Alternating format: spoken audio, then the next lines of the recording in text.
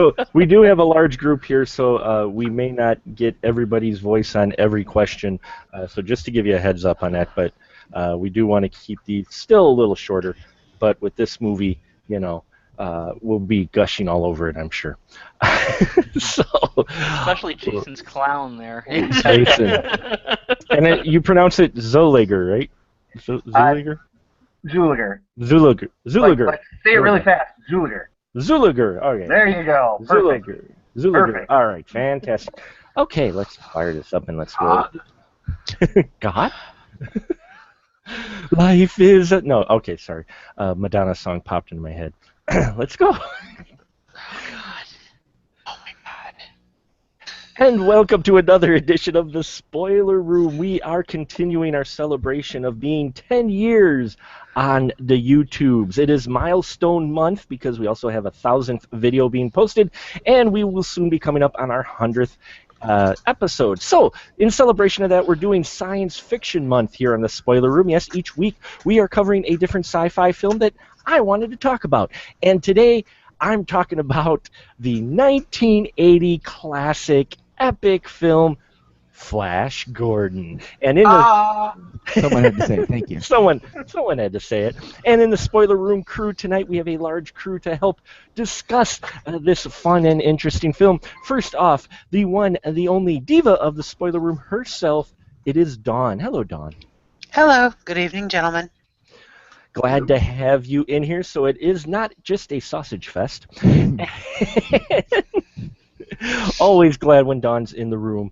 And next to her, the BFD, Mr. Glenn Bittner. Hello, Glenn. Hello. Can you give us our best impetuous boy? Can you say it in like a nice Bledsoe voice, a blessed voice? I don't want to do that one. I would rather flying blind to the rocket cycle. That's what I like better. That's pretty fabulous. That's fabulous. And next to the BFD, he has returned. He's been gone way too long. We have back a new voice, well, a returning voice. It is Jason Zoliger. He is in the house tonight. Jason, welcome back. Thank you. I am so excited to be here, and I am ready to get my flash on. Ready to get your flash on. And next to him is the merciless Mark. Yes, Mark Woldrich is back with us. Hello, Mark. Greetings and salivations, everybody. Yes. There's a reason why I called him merciless, and that'll come up in just a minute. And the man himself, the myth, the legend, it is Scotty D. He is here with us. Hello, Scott. Pathetic Earthlings! Who can save you now? Flash! That's actually from the promo, not the movie, but still. Yes, that is. And we are talking, as I mentioned, the Flash Gordon, 1980, not that TV series, and not the black and white series. No. This is the 1980 epic. What? I have all myself about Buster Crabbe. Starring Sam Jones and Max von Sydow. And Sam Jones plays a football player, and he and his friend and the scientist get trapped on a rocket ship, and they fly to the planet Mongo, where they find themselves fighting the tyrannical Ming the Merciless to save Earth. That's basically it. Add in a dash of some classic and some talented actors and a kick-ass soundtrack from Queen, and you have a film that is near and dear to my heart. So we're going to go really quick down the line. We'll get everybody's thoughts here really quick on when, their fondest memory of seeing Flash, either the first time they saw Flash or just, how this film, how they feel about this film. And we'll start right away with Dawn. Dawn. Are you kidding me? No. I can come back to you if you'd like.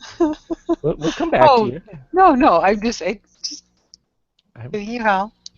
I like to keep people on their toes. Uh-huh. Oh. So, yeah, I don't remember the first time I saw this movie. Mm-hmm. It's like this movie's just always kind of been there. Favorite memory about this movie? Probably the favorite memory of a couple of people in the spoiler room. Dressing up and doing the whole Freak Gordon. I have no idea who you're talking about.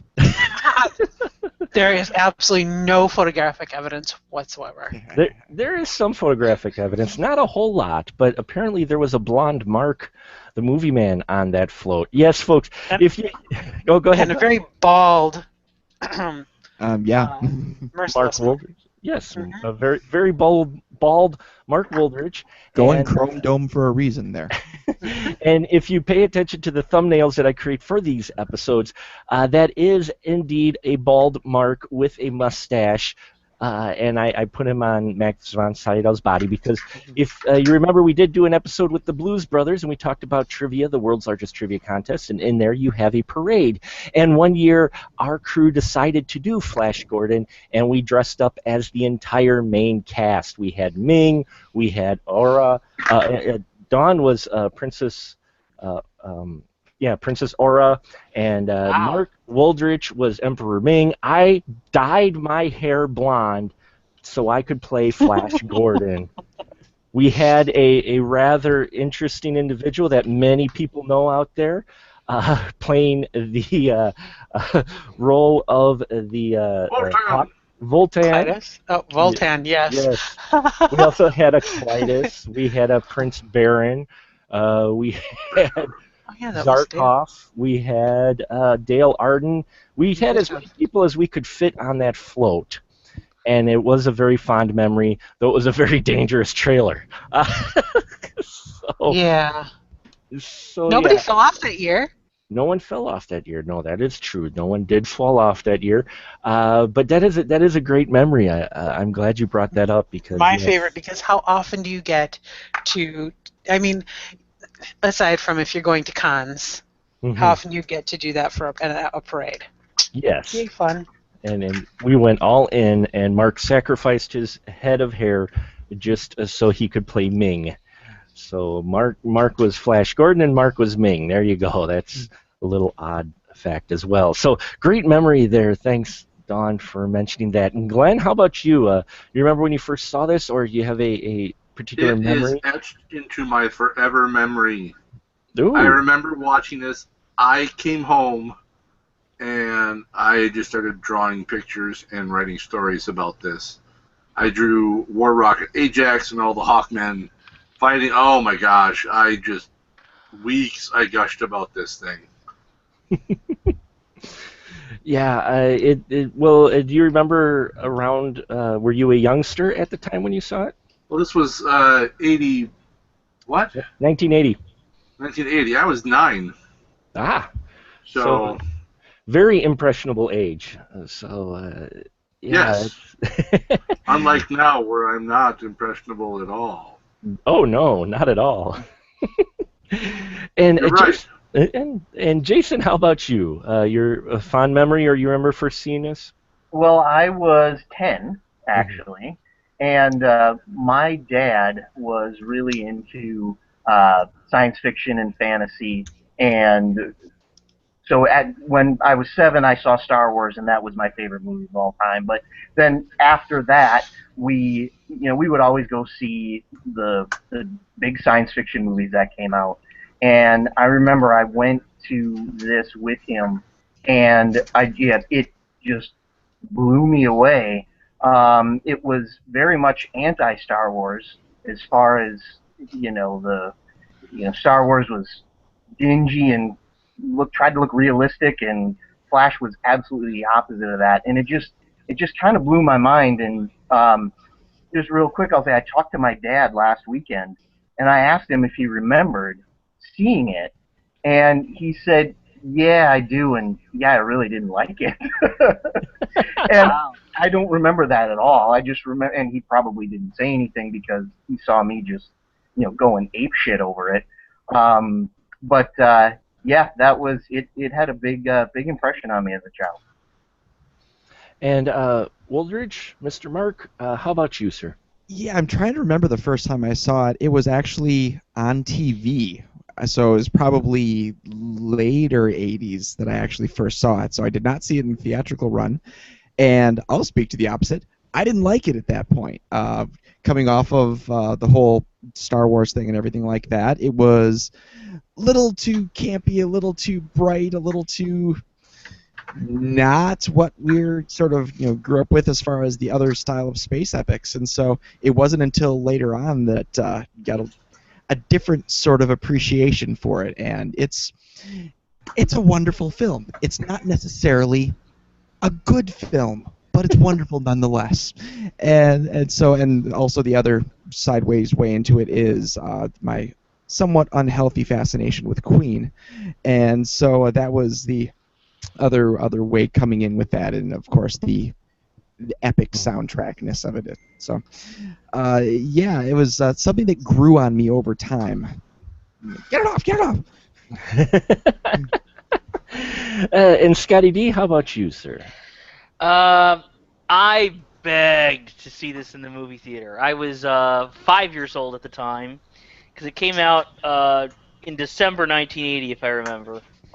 Mm-hmm.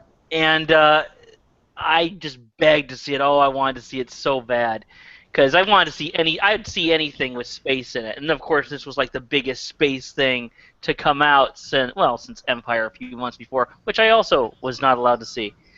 And I begged and begged and begged. For some reason, I don't know if it was because my brother was being a dick about this movie too. I was either not allowed or didn't get to see this in the theater. I would have killed to see this in a 70mm print. Oh my god, I'd love to see that now. And I would just love it. But I didn't get to see it then. For some reason, they took me to see fucking Popeye when that came out a week later. But the first film where even at 5 years old I turned to my mom and said, "This is really not very good." But for some reason, completely missed the original theatrical run of Flash Gordon. I saw it on HBO a year later when it hit, and thankfully they played that sucker like 20 times that month, and I think I saw it every single time.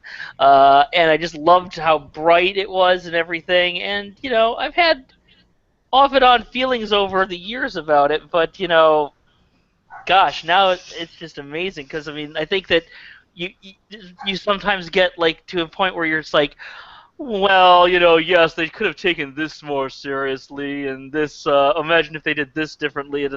But then whenever you sit down with the movie, just like I did when I saw this when I was by then 6 years old, you're just like, God dang, this is like almost like a perfect movie. Almost. It's so good. It's so good. It's so bright and energetic and fun. I love it.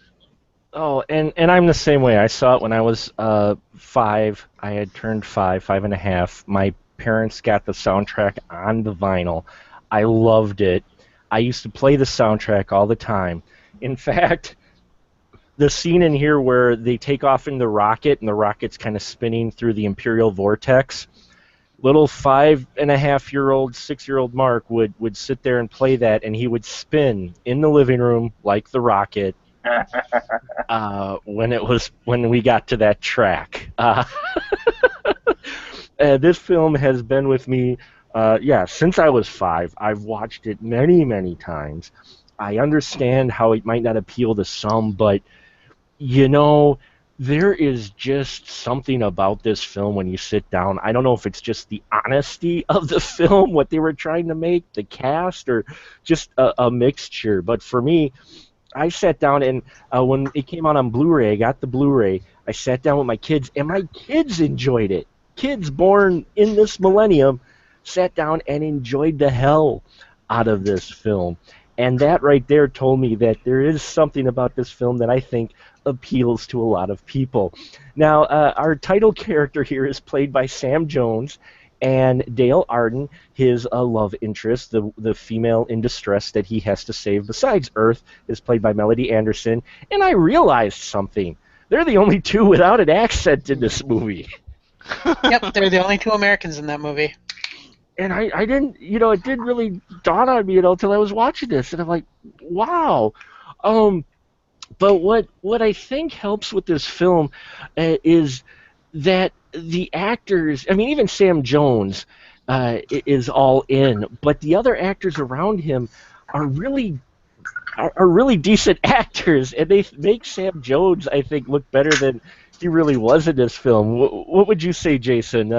Would you say that the actors really helped kind of cover up the fact of Sam Jones' rather not so excellent acting?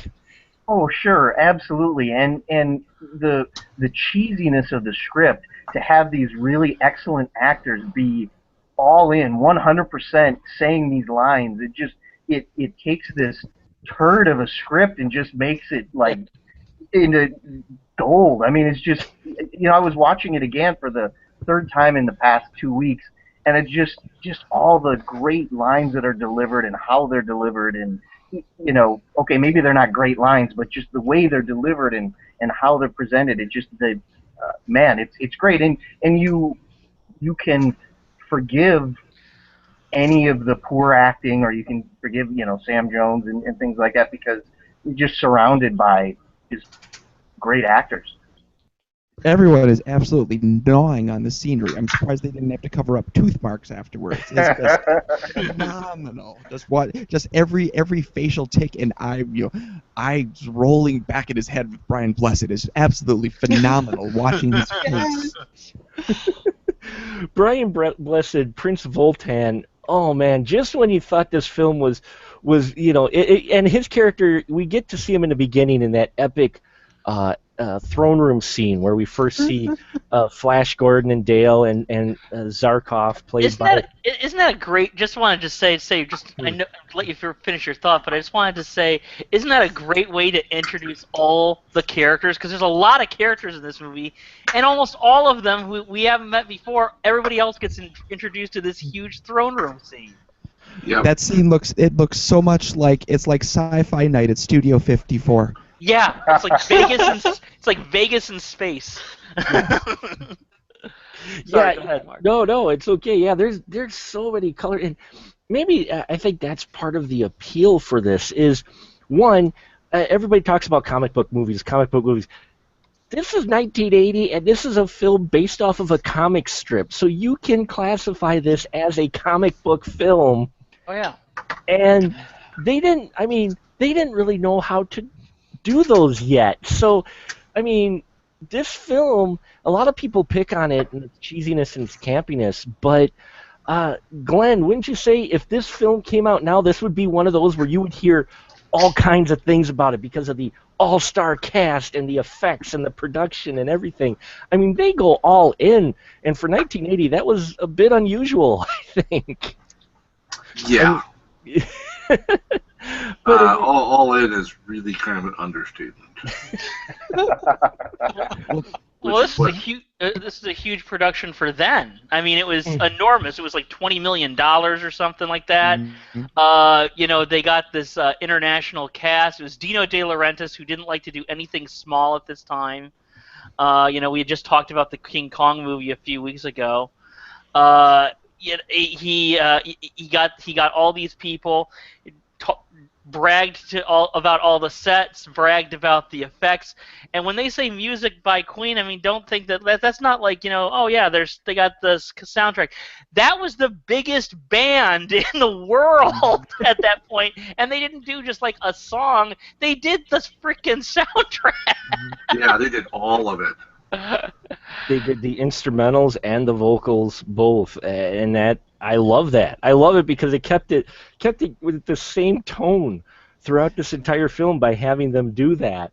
And talking about the look of it as a comic book movie, I love how in the intro there's all of the stills from the comic book, and then you go into the movie itself, and it's all of these saturated reds and greens and blues, like those printed primary colors looking at the comic strip, and it just carries through that feel of just this rich, vibrantly colored universe, and it was really a forerunner in that way of getting that feel across of comic books, I think. Yeah, it does. It really, with the coloring and the color scheme and everything just popping out, it does give that comic book scene. And man, the sets that they have are pretty doggone elaborate too. For this, the production design in general for this film for 1980. I mean, because we had gotten Empire Strikes Back, but you didn't get many films with this scale of production, did you, Glenn? No, nothing like this. I mean, it was just so. I mean, because you had so much, the costuming alone was just insane. Because you had all the different peoples of Mongo, and they all had their own unique looks and styles, and it was just so fascinating. And everything's so bright and vibrant and colorful and alive. It's just, oh man, they don't make them like that anymore. And Ming had a different costume every time he came out, and each one was more kick-ass than the last one, and yeah, it was just great. I personally loved the skull cap one that he had, the black skull cap, when they visit the Hawk World and they blast it pretty much and get Dale Arden back in that. I kind of liked that outfit that he had, and his wedding, of course, his wedding robe was pretty badass too. But yeah, now that you mention it, Jason, I didn't realize. Yeah, he does change wardrobe pretty much every scene. He's got a different costume. Yeah, so yeah, the scale of this production is just insane for 1980. The look of it, and I love the look of it. It reminded me a bit of The Fifth Element a bit, doesn't it, Dawn, as far as production and just the wild looks that you get? You know, in a way, but I was just thinking after seeing it tonight, it reminds the costuming especially reminded me more of a TV another based on comic book, if I'm not mistaken, although I could be mistaken, TV series that was happening right about the same time, Buck Rogers in the 25th Century. Yes. Mm-hmm. Yep. You get a lot of that same style and costuming, with especially the elaborate bling on all the women's and men's costuming, for that matter. All that satin. Yeah, they loved satin back in the 80s. Yeah, they did. And you mentioned. Oh, go ahead. Yeah, a little bit of The Fifth Element, but again, I was just thinking about all the different. They really had a lot of that going on. Sorry, I got distracted. No, you were absolutely right though when you mentioned Buck Rogers, and I'm glad you did, because I was trying to peg it, because we get Dale Arden dressed up, and you've got the women, Ming's women, helping her get ready for the wedding, and their outfits and everything. I'm like, why does that look familiar? And now that you mentioned Buck Rogers, which started at 79, yep, it totally ripped off Buck Rogers as far as some of the looks go, and heck, even some of the ship styles and everything. Now that you mention it, well, they all harken back from the same era, though, too. Right. Mm-hmm. I think that the idea with Buck Rogers. Now, Buck Rogers came out at the same time as Battlestar Galactica. Yes. Glenn A. Larson, the executive producer on the TV shows, he had two big sci-fi projects to capitalize on Star Wars. One was going to be serious like Star Wars, and one was going to be more trendy, which is kind of like more of like a disco thing, and Buck Rogers liked the disco thing. I think there's some of that in the sets of God, what was the guy's name? I just heard it on the extras. Danilo Donati on Flash Gordon. But I think that also a lot of the ships and everything like that, I think a lot of that, I think that harkened way back to, what if we could take everything that was in the original serials and in those comic strip pages and actually do it? Not do it in like a little tiny, so it looks tiny and you can see the strings and everything, but no, let's actually do it. And I think that was what they were really going for. I think that the bleed over from Buck Rogers was, since that show is almost off the air by the time this is coming out, I think that was kind of more just the influence of the era, as someone was just saying. Yeah, that does make sense that it would be the influence of the era, but they definitely I mean, if you look at the serial and you look at this film, Jason, wouldn't you say would you agree with Scott? They do replicate. They're really trying to replicate that serial quite a bit. I mean, especially the look of Ming and some of the aliens. Yeah, and again, more even toward the original comic strip from, started in '34, whatever. Alex Raymond's art. You look at Alex Raymond's art, and that's what's driving a lot of the looks, the look of Ming and the Hawk people and and the ships and all that stuff. It's coming a lot from Alex Raymond. And in this film, I saw in the trivia that apparently Dino wanted to make Flash Gordon humorous, and they didn't want to do that. And they look back on it. Apparently, he commented in saying, Lorenzo Semple Jr. said, "Yeah, that was a terrible mistake trying to make it humorous, because they wanted to go for something dark and serious." And you can kind of see that creeping through in this film. Mark, wouldn't you say there's some dark moments actually in this film?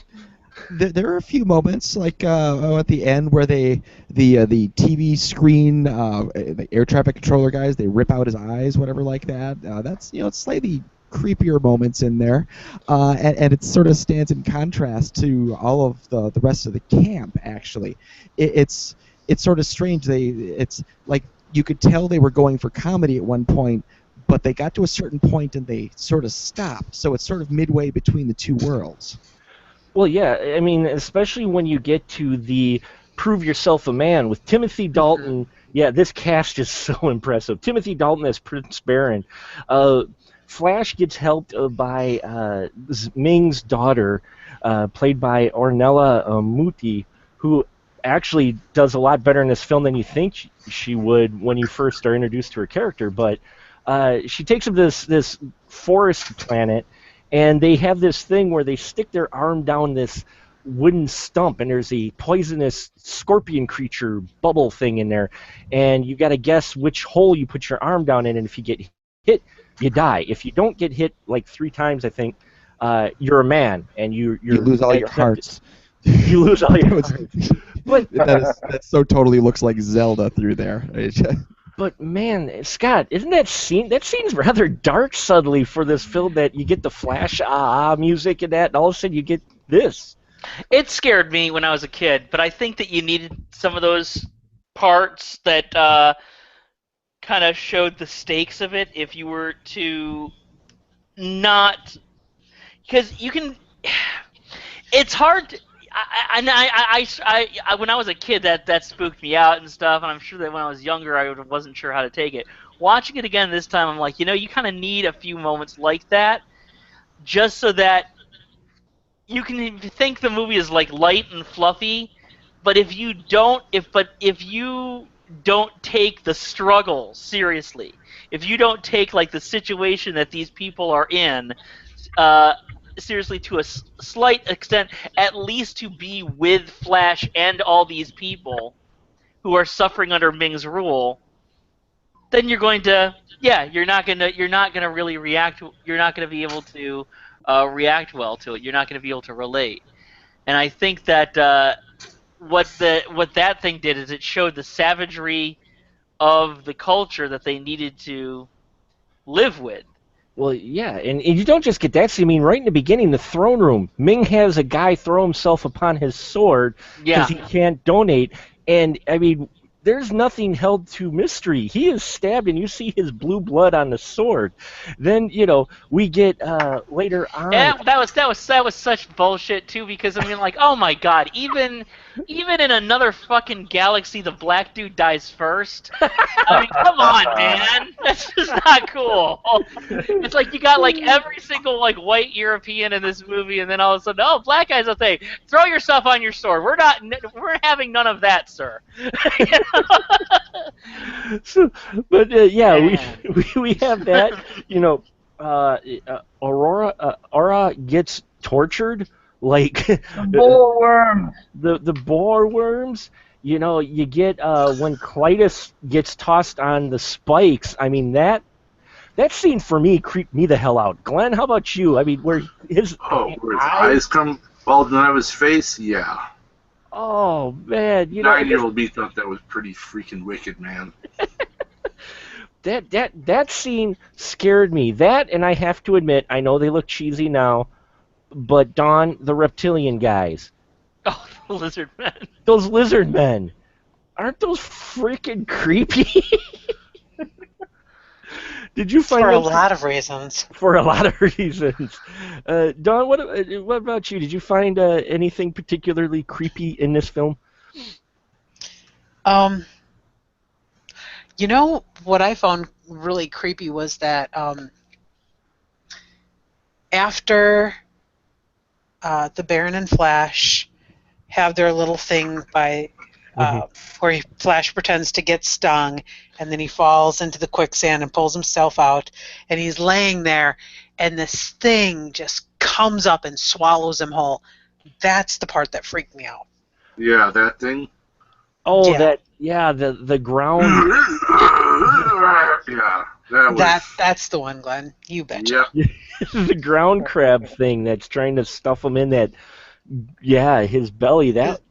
Yep. Oh. Yeah, that was creepy. How about you, Jason? Was there a scene in particular that stood out for you as particularly creepy? Was it that one or a different one? Oh, that whole initiation rite thing with the stump and the wood beast, and then that bog crab or whatever it was, and the like you mentioned, the Clytus with his eyes coming out, and that's the kind of stuff that I think really kind of put it over the top for me, particularly when I was a kid, because it could have been all bright and flashy and light and kind of bouncy, and it was in some parts, but then it wasn't afraid to go somewhere where certainly the 10-year-old me was just really scared and creeped out. And those particular scenes that we mentioned, and actually in watching it again, I love all of that stuff. It's really great, and is a nice counterpoint to the brightness of the colors and everything. So Yeah, you can definitely see where they wanted to go darker. Mark, what about you?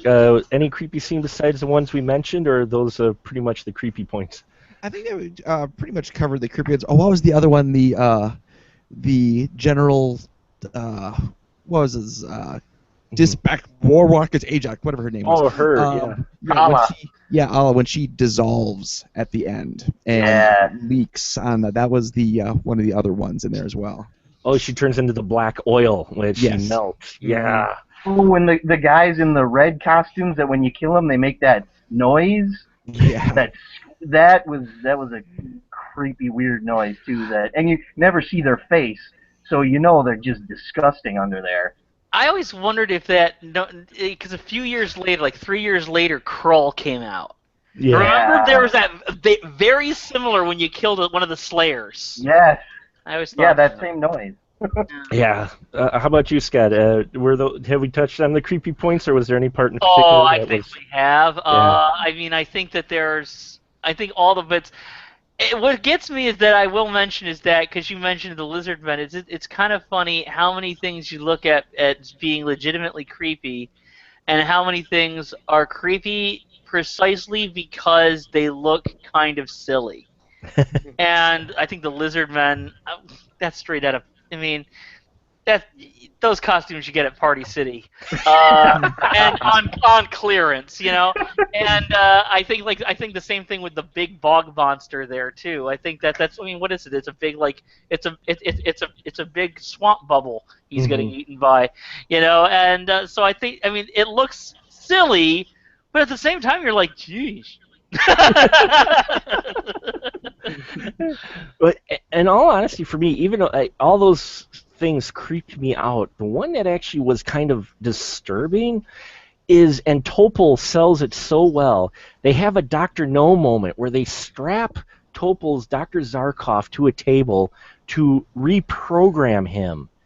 And they shoot this laser into his brain, basically, and wipe his memory. And we see his memories as they're being wiped. And for me, I just watched it going, man, did this film just take a turn? I mean, because you're watching him, and he's been through World War II and, the Holocaust and all that, and you're just watching that, and that's kind of a scary idea of someone wiping your identity. And for me, I think that bugged me just as much as all the other ones, just that thought. Doesn't that also help illustrate why even with his scientific knowledge, why he was so fanatical of, as soon as he sees that, oh, this is an actual invasion and this is a tyrant here, why he took such a initiative to stop Ming the Merciless, because he's seen Ming the Merciless before. Right. Yeah. Because he lost practically his whole family in under the Nazis. So I thought that was a nice touch. One of those touches you don't quite get as a kid, and then you connect the dots as you're older. You know. So we mentioned this great cast. There's also, should be mentioned, Richard O'Brien is in here, and he's the swamp guy, I believe, that plays the flute, isn't he? FICO? Yep. Yeah, the guy who, when I was a kid, I always thought looked a bit like Paul Schaefer. Well, I'm just playing you some swamp tunes there, Dave. Viewer mail. But when I saw him, because of the bald hair, and he looked kind of like Paul Schaefer. So that when I was a kid, I was like, what's Paul Schaefer doing in here? And they're like, no, wait, that's not Paul. So you've got this great cast in here, and I know we mentioned Sam Jones, but his acting isn't great, but it kind of suits the rest of his Flash Gordon, I think, suits the rest of the film. And then Dale Arden, the reason I bring her up again, Melody Anderson, is because when we get to the throne room scene, folks, this is a PG film, and man, it starts a trend of a number of rather sexually charged moments in this. Scott, wouldn't you say that this film has a lot of those sexual undertones and overtones in this film? I would say so. I'd say some a bit with the Melody Anderson character and a lot with the Ornella Muti character, who is like, when we first see her, I mean, she's like what, 10% costume and 90% skin, and she's like totally like slutty and everything, like this big slut bomb who's like using this guy. And yeah, sometimes they get executed, but I'm a spoiled little girl who's going to get seek my pleasure. We talked about Lorenzo Semple Jr. wrote this movie, and he doesn't take fantasy things too seriously, and this is the one time when I think that really worked. Mm-hmm. We mentioned if you remember from our King Kong conversation, one of the things I really had against that film was how sexist it was. Sure. And how I thought they put every negative female stereotype into the one female character they had in the movie. You get that kind of a bit here too. You don't take it as personally, because it's because for one thing, both of the women do actually kind of grow up and start kicking ass in their own right later on in the film, and that's a nice surprise. For another thing, yeah, there's like sexy stuff. It's PG, guys. And it's when we would be PG-13 today. Because why? Because it's so sexual? No, because you know what? They didn't treat us like we were a bunch of pussies back then. The MPA, I'm sorry, I have no dog in this fight. I don't care if a film is rated G or NC-17. I get to see whatever I want. I'm an adult. But I do think that the fact that today every animated film is PG. Like almost no film is rated G. And if you have a blockbuster, it's by default PG-13, even if there's really nothing that objectionable in it. I think that they kind of coddle the audience. Mm-hmm. Yeah, I'm sure there are a lot of 12-year-olds in the audience that were like, ooh, this is helping my puberty along nicely. Thank you very much, Tito De Laurentiis. And, I think the negative aspects of that were nil. So I think they were as non-existent as in the 40s when Tarzan and Jane were swinging around the jungle together. Mm-hmm. So I'm like, yeah, it's in there, and it actually helps the story along, and it's fun. And I think it shows how harmless the whole thing is. I think. Well, you mentioned the female characters do grow through this, and they are kind of show how they're pulling the strings in a different way, not necessarily in the way we might be used to. But yeah, Dawn, I was going to ask you, these women, they are actually manipulating. I mean, all three. Yeah, I would not. Yes, they grow, but I certainly would not say that either of them is either particularly weak or mature at the beginning of the film. Mhm. It's very clear, especially with Princess Aura character. She's watching. She knows how people view her because she knows how her father views her. Women are sex toys. She knows this. She's aware of it. The way she looks around is calculating, not fearful. She shows it off and uses it to exploit the weaknesses of the men around her. Sex is a tool. She uses it. It's very clear. Mm-hmm. I would certainly not say that she is victimized in any way. I mean, until she's tortured for information. Well, yeah. Right. But I certainly would. That character is not a victim. She uses the tools that she has to get anything she wants. Oh, absolutely. I wasn't trying to suggest that.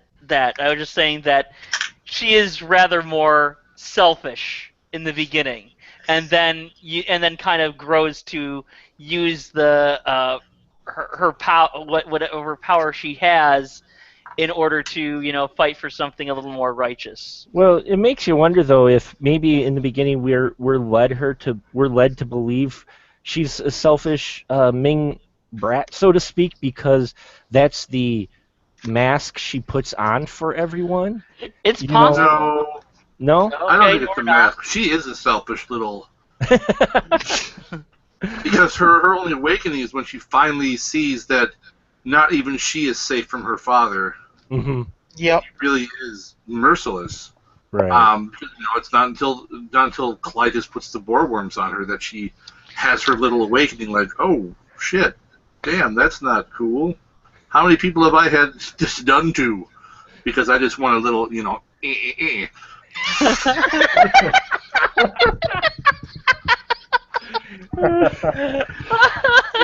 So we've touched on a number of things, but I always love to have our guests bring a topic or a question they want to pose to the crew here. So if we haven't touched on it already, Jason, let's start with you. Do you have a specific character, topic, or question that you might have for the group that we might not have touched on? Well, I just want to call out that any fan of this movie that has not seen Ted should see Ted.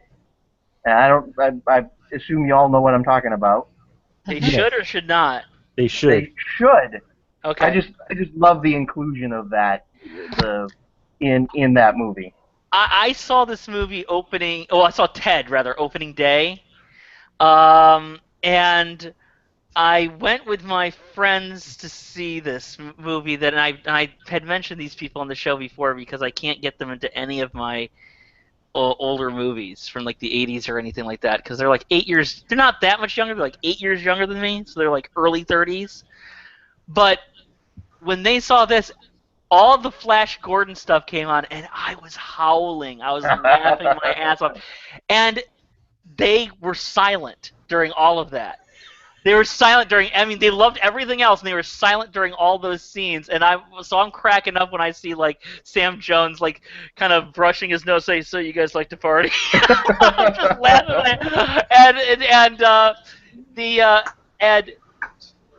We get out of the movie, and I'm loving the movie, and he says, yeah, one thing, who the hell's Flash Gordon? Oh. I'm like, oh man, I gotta show you this movie, and they said, no, I don't like your movies. These are the same people I showed Big Trouble in Little China to, and they hated it. So I know, right? Scott, you're no longer allowed to be friends with these people. I debated myself, but they're We good. forbid People. it. They're good people deep down. They're just misguided. Dawn, have you seen Ted, and did you enjoy those scenes? I have not seen Ted yet. Yeah. I'm very much stuck in my indie B grade movies. Mhm. It is on my to watch list. I intend to watch it, but because I work with a lot of younger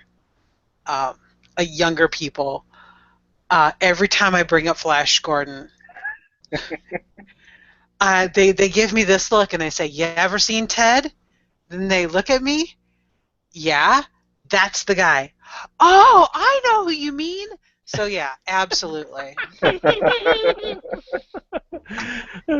Glenn, what about you? Have you seen Ted? I have. What'd you think of the Flash Gordon scenes?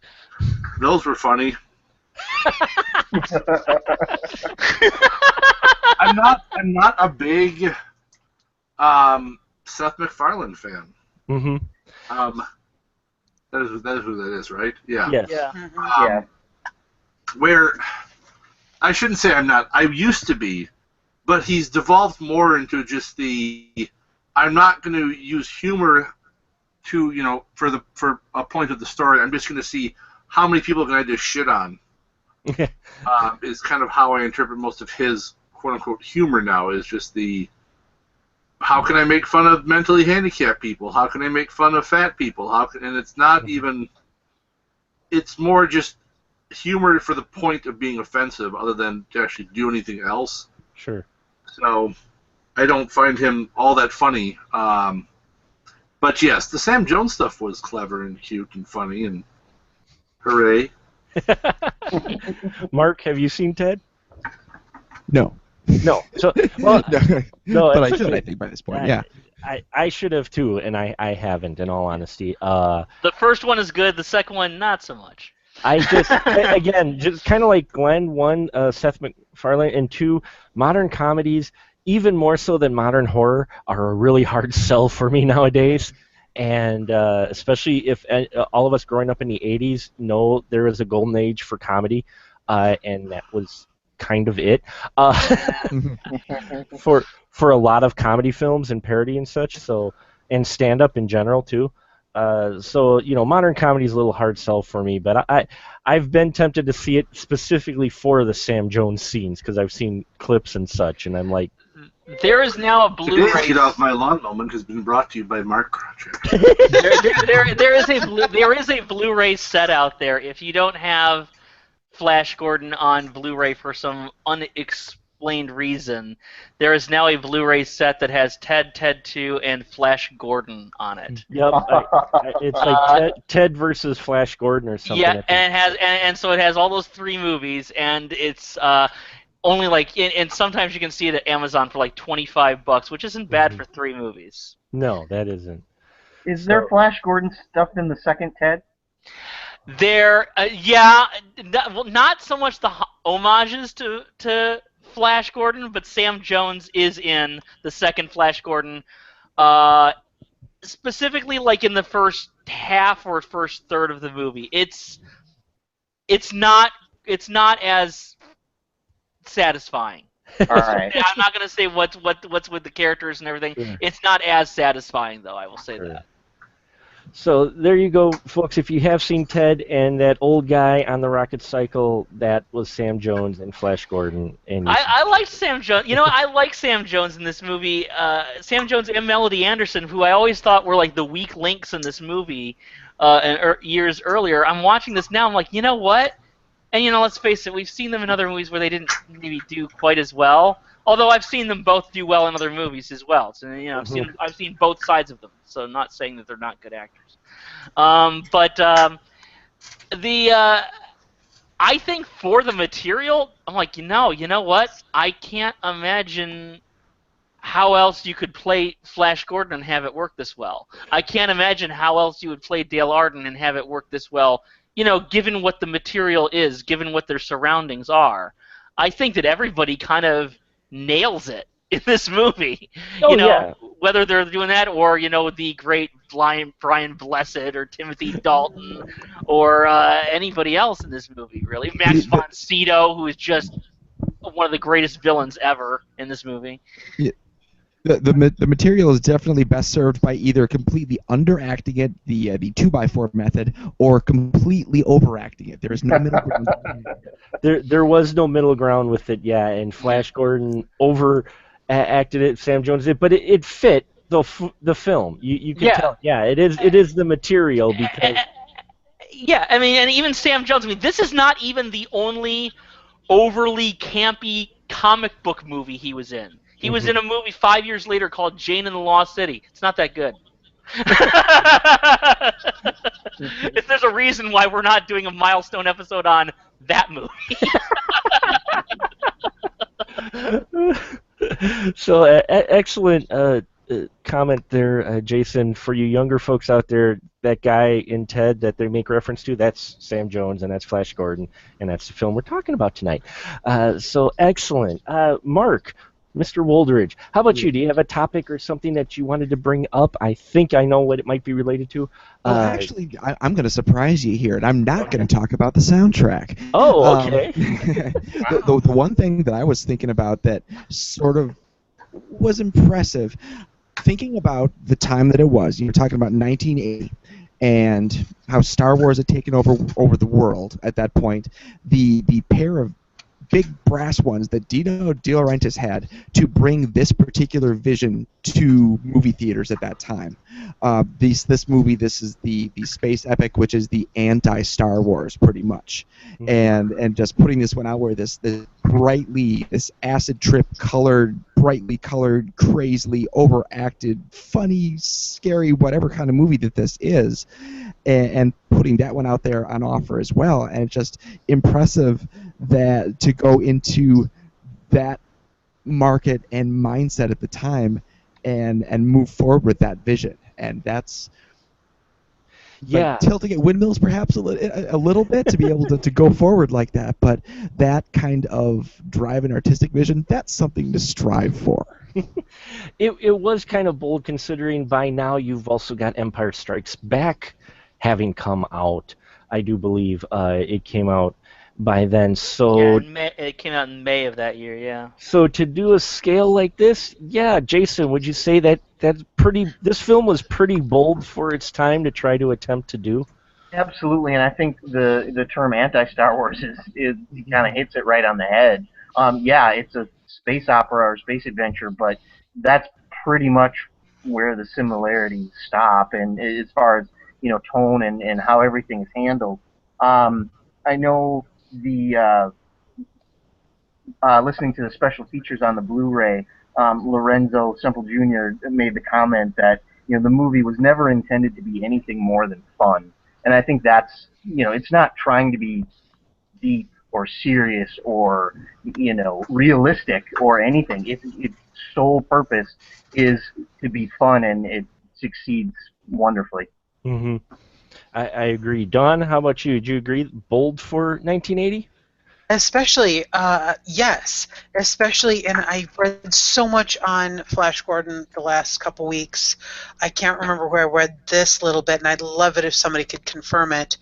That especially since George Lucas had been interested in making a Flash Gordon film, and when he was denied the rights to it, he went on to make Star Wars. So yeah, very bold. Mm-hmm.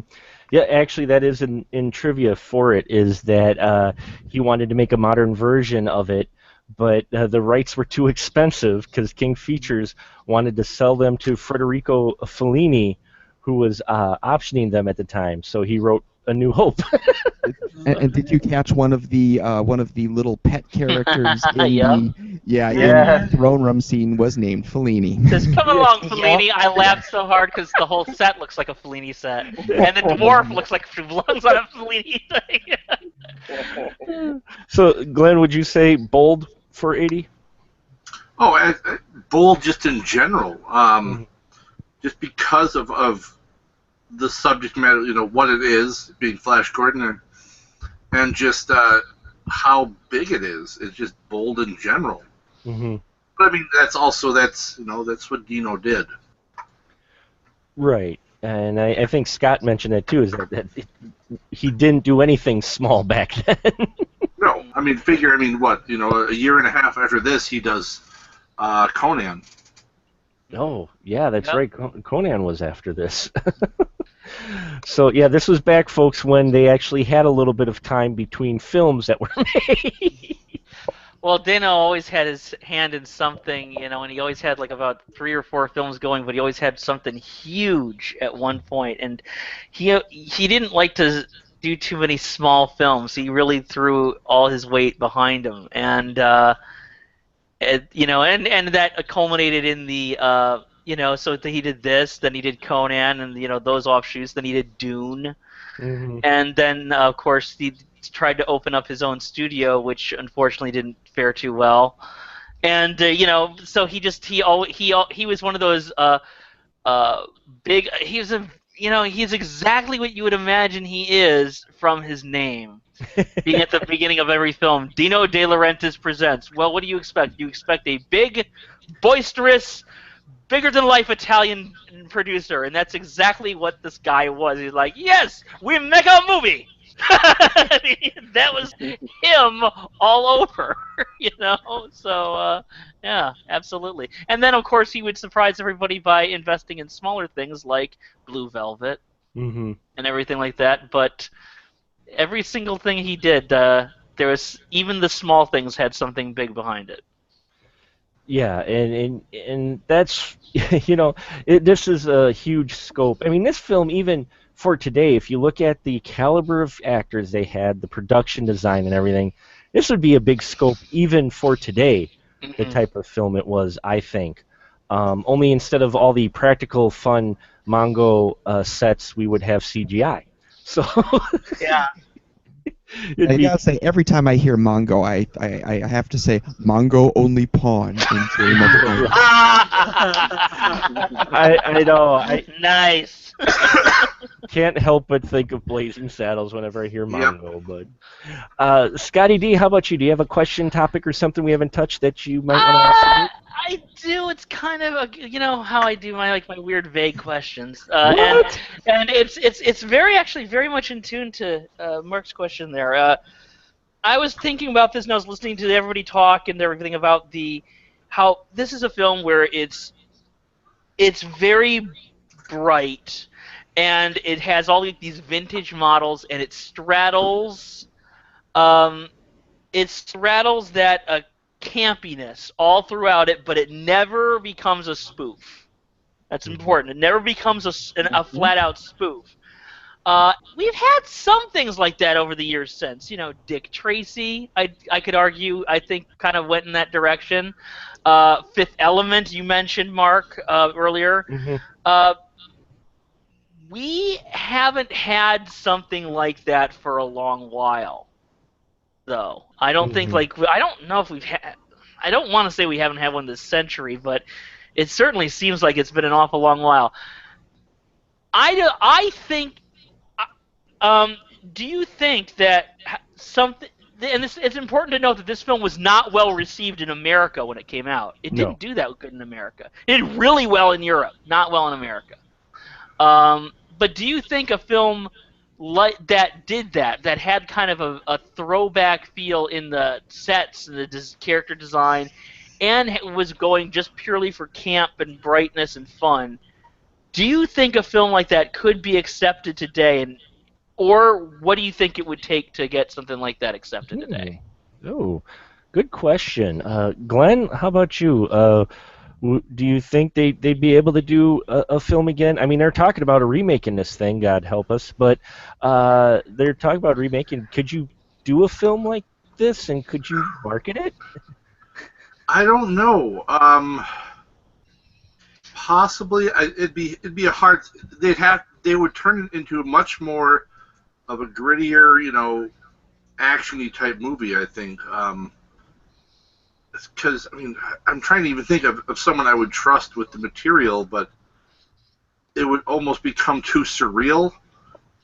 Because a person who I think could have it, who could have an eye for it, but it would just end up being an off-the-wall, bizarre thing, would be, in my mind, I would love to see a Wes Anderson presents Flash Gordon. But I don't think some of this could. I don't think it would really work. At least not like this. Like I said, they would Michael Bay it up. Mm-hmm. What Flash Gordon needed was more explosions, and maybe a more hot giant hail. More hot hail. We don't have enough hot hail here. Hell. Hot hail. Okay, thank you. Now I've got Christopher Walken asking for more cowbell. More hot hail. That's where my head is now. Clytus. I'm bored. Bored. What plaything you got for me today? Oh God! Now I've got Christopher Walken as Ming. The film has a whole different approach now. And you know, I'm not even sorry. I know you're not. I know you're not. Thank you. Well, since you did that, do you think a film like this, or you mean he mentioned it, Fifth Element, Net? We haven't really gotten a off-the-wall kind of serious, fun film like this, have we, for a while? I was really trying to brainstorm. No, we haven't, and I'm not sure that we could get one currently from the current environment in Hollywood. It would have to be indie. Foreign. I'd say the closest, most outrageous thing, but it not with the grandiose, outrageous costuming. I'd say the closest we've got in the last, God, it can't even be the few years. I gotta look at the date on this one. Don't steal my thunder, Don. You're not gonna say what I'm gonna say. I hope. I really don't think so, because I'm in a human centipede place. Oh. Yeah, as far as pleasant place to completely be. no, it's really not. But as far as something shocking and outrageous, Words I never thought I'd hear to say. I'm in a human centipede place right now. I did not mean for it to come out Is that like the new emotion that you can put on Facebook? Feeling happy, sad, human centipede. Is that the front That of the would be human a very centipede or interesting back? emocon. just see three emoticons from the That's where everyone on the bus hears that and moves to different spots in the bus. Going, okay. Oh my God! What film were you thinking of, Don, or have we ruined it? I finally got around to watching Human Centipede 3, and I'm like, Sure. This is the most outrageous. Yeah. But it's not. It's not. It's not fun though. It's That was kind of more. That was a very mean-spirited movie. At least I thought. Yes, so. it is. It was very mean-spirited, and that's exactly the difference. Anything that I can think of that's as outrageous does tend more toward the mean-spirited, dark, violent, as opposed to campy, fun. Sure. And the Fifth Element is an excellent correlation to that. You've got the crazy costumes, crazy settings, all the crazy, and in a positive, wonderful way that people like. See, Yeah. Glenn said foreign film, which made me think Flash Gordon, Bollywood. That would be Flash Gordon, Bollywood. Whew, Yeah, you want me to Bollywood have movies actually would be a lot like this, because when he said With foreign, dancing. and when he said foreign, actually, I thought of. I'm gonna out myself here by admitting that I had not actually seen the movie, but from what I've seen of it, I thought Kung Fu Hustle. Oh yes, yeah. Kung Fu Hustle is an excellent one where it's a fun throwback, not mean-spirited. I love Kung Fu. Actually, I love everything by them. Kung Fu Hustle, Shaolin Soccer, all of those. Stuff. Huh? Yeah, that's great stuff. That's all great stuff. That's fun and kind of throwback, but not mean-spirited at all. So, yeah, that's a definite good example. Jason, how about you? Real quick here, do you think we get movies still like Flash Gordon or Fifth Element nowadays, and you could market them? Yeah, where my mind went to, Scott, when you first started phrasing your question was something actually relatively recently, which was actually a humongous failure, but it was based on a newspaper comic strip for a source material, was Frank Miller's The Spirit. Oh Um, yeah. that Sam was, Jones was in The Spirit, wasn't he? I don't Let me think check. so, but Maybe it was the TV show. No, he was in the he was in the here in the he was in the pilot though, the pilot from 1987. Yeah, that's the one.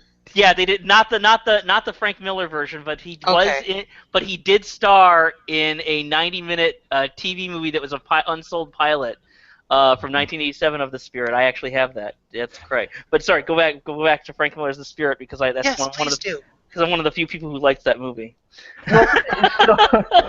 So I actually, in researching this movie and thinking about movies based on comic strips or source material, I had not seen The Spirit, and I had heard such awful things about it, and so I watched it last week or something like that, and I was quite disappointed. It Aw. wasn't I don't think as bad as everybody says it is or was, but I guess I would call that out. Is I think that's what Frank Miller tried to do something bold and different and campy, but not. It just to me it didn't quite hit. It didn't quite work for me. It's a tough movie to wrap your head around. I think a lot of people went to see that movie expecting another Sin City, and it's kind of done in a similar style, but as far as like visually, but Right. but tonally, it's completely different, and it's got very camp, and it's also got like a lot of noir elements because how basically the whole thing is strung together by the women in his life, Oh yeah. including death. You Yeah, know? absolutely, and there's some great stuff in it, and it's beautiful. But to me, when in Flash, when they were saying all those cheesy lines, and there's great actors in both Flash Gordon and The Spirit. But when in Flash Gordon, when the actors are saying those cheesy lines, they work, and you buy into it, and they're great, and they just and to me, um, the cheesy the script it was just awful and to me the actors didn't sell it didn't No, to I me I can see that. it totally fell flat and when it tried to be funny it wasn't it just it yeah it I guess I would recommend watching it once with low expectations but I was absolutely disappointed but I would kind of put it in the same category as a Flash Gordon as far as what it was trying to do. Well, I think that not to spend like all the time on this, but I mean, I think that a difference between Flash Gordon and The Spirit also is that a lot of I don't know if it was because it was shot on green screen with modern stuff, and that's the way they make movies now and stuff. But a lot of the people there didn't seem to know what they were doing there in that movie. I will say that, and there seemed to be a very much a lack of interaction between the actors. This one, good guys, bad guys, everyone is interacting. Everyone is. I mean, everybody. We're all in this crazy boat together. This crazy technicolored cruise ship.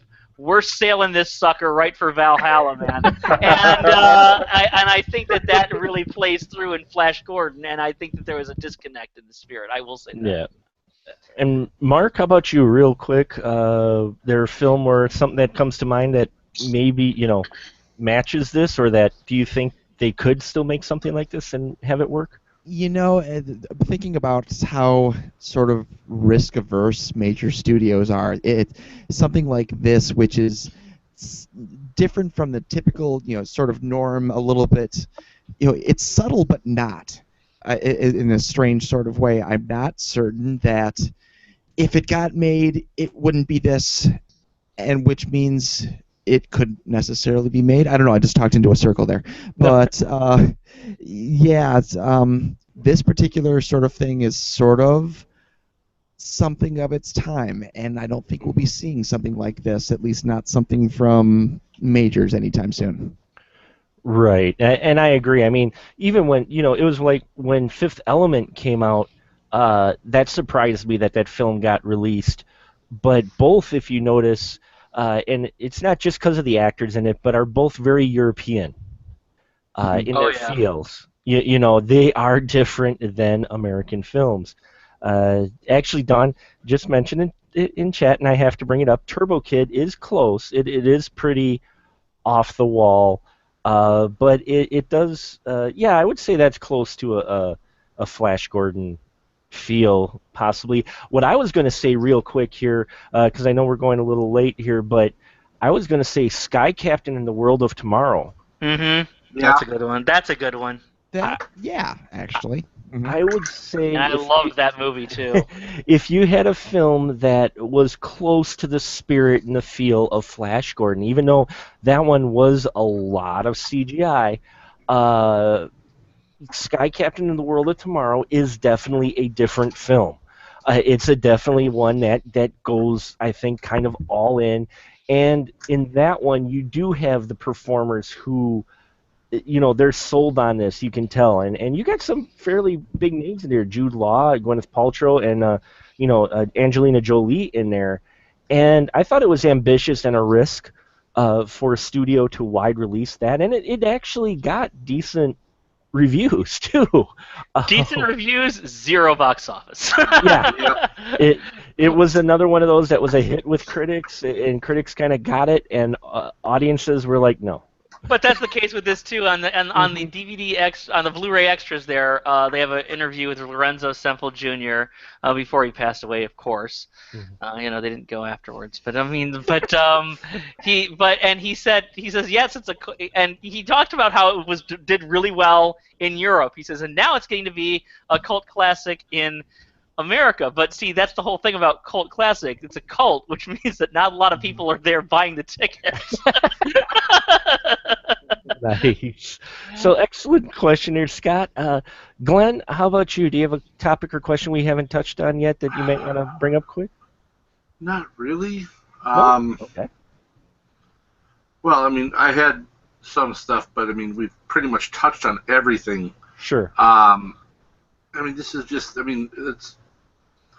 I could gush about this movie for days because this is one of my favorite movies of my childhood, and it's carried over where it's such a nostalgia piece for me, and I have always loved just the exotic, out of the ordinary, kind of fantastical worlds and stuff like that, and this just hits every ticks every box for me as far as that goes. Mm-hmm. So I don't know, man. It's just such. It's an experience. It is, and I mean, I can totally understand younger people, a lot of younger people, or just anyone who didn't grow up with this, not liking it. I can totally understand that because it's not your typical movie in any way, shape, or form. No, it is. Even for 80, it wasn't exactly your typical movie. Yeah, it's completely different than everything else that's out there. And yeah, I mean, yeah, as we said, there's a couple that have that kind of grand, otherworldly feel, but I don't think anything really is quite like this. At least not for me. Nothing is quite like this. Well, and this film, I don't think, and I can, like you mentioned, I can see where it doesn't appeal to possibly modern audiences, and that by no means am I saying anything bad about modern audiences. It's just the simple fact of how Hollywood has kind of nurtured our new audience. Flash Gordon doesn't hold your hand on anything. It sticks you in this world, and you don't really get a whole lot of explanation on just about. Not that you need it. I mean, there's bad guys, there's good guys. There you go. But I don't know. I get the feeling that they would have to go and explain so much more, or feel like they need to, because Hollywood doesn't give the audience enough credit to where we would need to have the Flash Gordon origin story first. Well, yeah, seeing him get drafted by the New York Jets. But yeah, I agree. It's an experience, an unusual film. Dawn, how about you? Did you have a topic or something we haven't talked on already that you might want to mention to the group or bring up with the group? I really don't. 'Cause, I mean, there's random trivia of interest that, no, I really don't have anything. Well, we've covered quite a bit with this film, and as everyone here can tell, I'm sure that we all enjoy it. And for me, it's not just a nostalgia thing, especially since I showed it to my kids and they both dug it, which made me feel good because I felt bad that I show it to them and they're gonna say, "Gee, Dad, that was great, thanks." But they totally dug it, and I like that. That made me feel kind of cool that I was able to introduce them to something. That here's a film from 1980, which, by the way, folks, that Blu-ray, you've got to see it on the Blu-ray. Oh, yeah. First off, it's in widescreen, which when you watch this film enough, you notice things differently in widescreen. Like the throne room with the extra statues on either side. First time I watched this on Blu-ray, I was like, wait, I don't remember seeing that or that. What are those banners? It's like... But the Blu-ray is fantastic, and the colors pop, and it is an experience. So I think we're going to wrap it up here for the night. I hope you have all enjoyed this discussion. Yes, check out that rock-ass soundtrack. There's that entrance. Well, before we go, seriously, Yes. they get you into the movie right away because you have the pre-credit sequence. You don't see anybody. That opening credit sequence. Everything, I mean, it just shows how everything plays in there. You have the awesome Queen theme song, dun dun dun dun dun dun dun dun dun, and it really pumps you up. I mean, because it just keeps on doing flash, but it keeps going dun dun dun dun dun throughout the opening credits.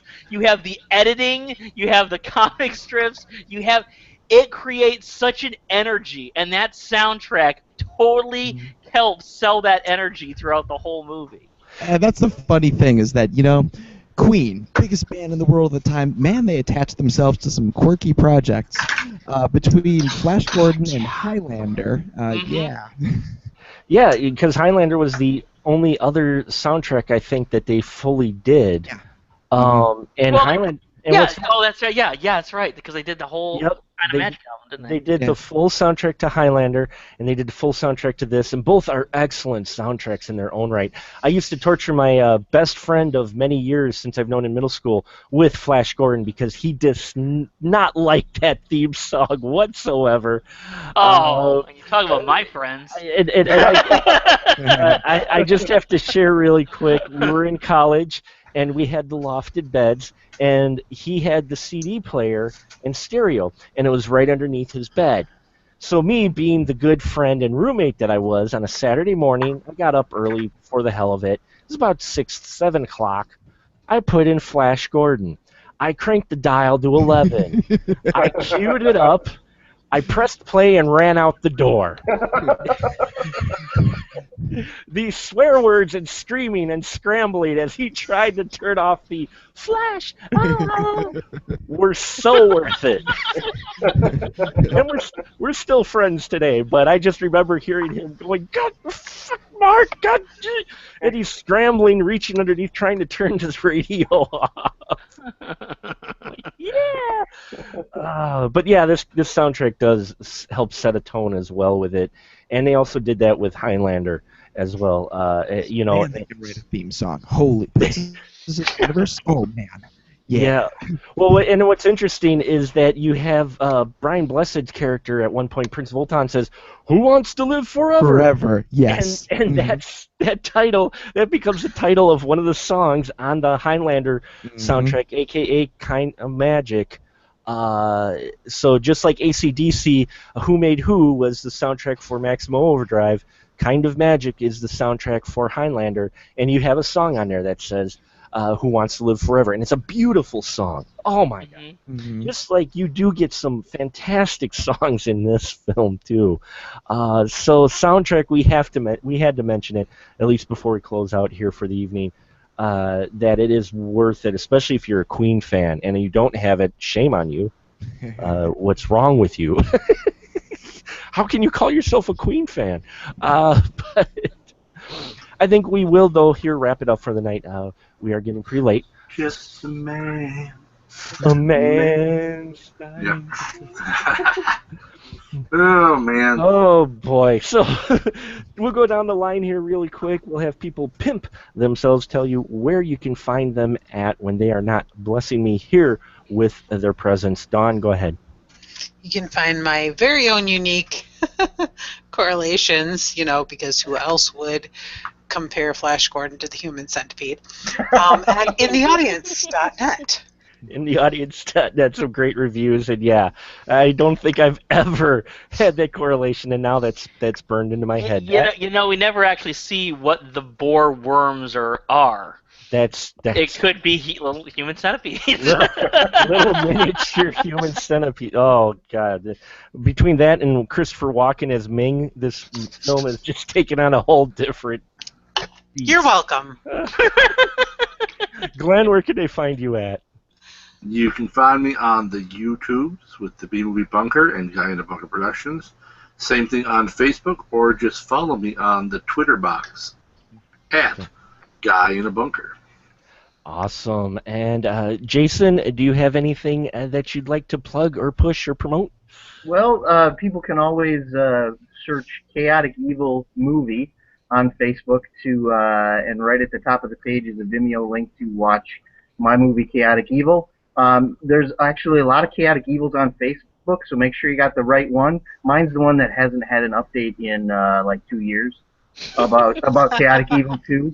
So maybe someday. But friend me on Letterboxd. You can see what movies I'm watching and what I think is cool. Awesome. And yes, we are still waiting for that Chaotic Evil 2. We did, motherfucker. Yeah. And Mark, Mr. Woldridge, where can they find you at and your stuff? That would be at centralbatterymusicworks.com, also on the Facebooks. And there's also a variety of bargain bin CD reviews at straightoutofclearance.blogspot.com. Oh, neat. Fantastic. Yeah, it's a very interesting reviews. Check it out for you music lovers out there. And Scotty D. Oh, yeah, you can catch me at movieocrity.com. Eventually, I will update it, I promise. I have to. I'm paying for the domain for another year. And you can also catch my web series, Movieocrity, at vimeo.com/channels/movieocrity. Fantastic. And you can find links to these fine folks and our other episodes on specialmarkproductions.com, where you can find all your Movie Man needs as well as all these fine folks as well. We are celebrating 10 years on the YouTubes. I am old man of the YouTube. At least it feels like that. We've got all kinds of great stuff yet coming up this month. I hope you come along for the ride. Please subscribe to our YouTube channel if you haven't yet. We are so close to 1,000 subscribers that I can taste it. I can see it on the horizon, but we still do need your help. So hit that subscribe button on our channel. And for you all out there, just in case, for those of you who follow Rotten Tomatoes like the Bible, Flash Gordon has an 82%. So boom. Mic drop. Thank you, everyone, for joining us on this special occasion. And check out next week where we're going to talk about an even more obscure sci-fi film, Space Hunter: Adventures in the Forbidden Zone. Yeah! Say goodnight, everyone. Good night, everyone. Good night, everyone.